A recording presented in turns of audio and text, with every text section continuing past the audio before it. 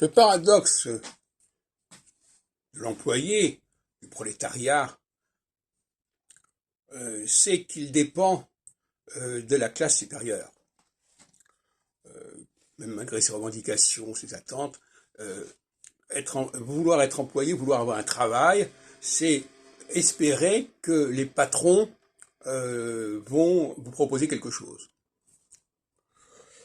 Alors le rôle du patron, justement, c'est de recruter.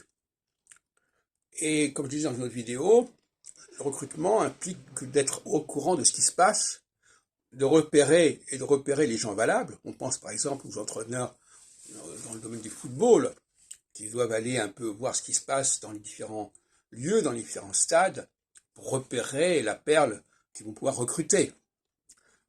Donc, on attend du patron, au sens large du terme, qu'il regarde, qu'il vous repère, qu'il vous reconnaisse, et par conséquent, il y a une dépendance.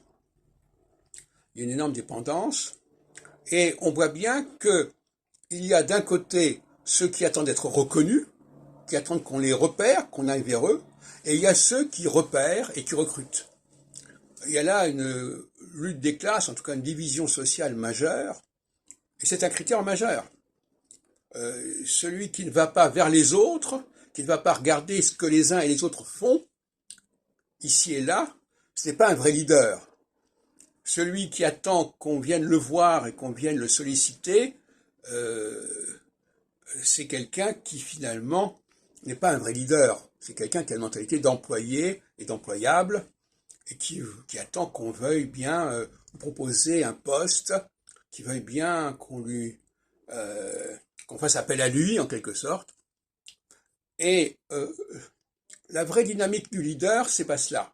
La vraie dynamique du leader, c'est celui qui se déplace, qui se meut et qui va regarder ce qui se passe et qui se fait connaître par les uns et les autres,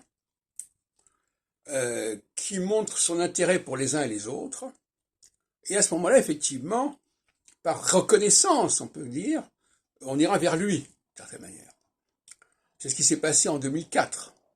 En 2004, lors du congrès que j'organisais à Paris, eh bien, j'ai été surpris de voir tous ces gens avec qui j'avais travaillé par le passé, dans les 30 années passées, entre 1974 et 2004, puisqu'on fêtait le 30e anniversaire du premier congrès 1974 à Paris, eh bien, quelque part, ils ont voulu me rendre hommage, en quelque sorte.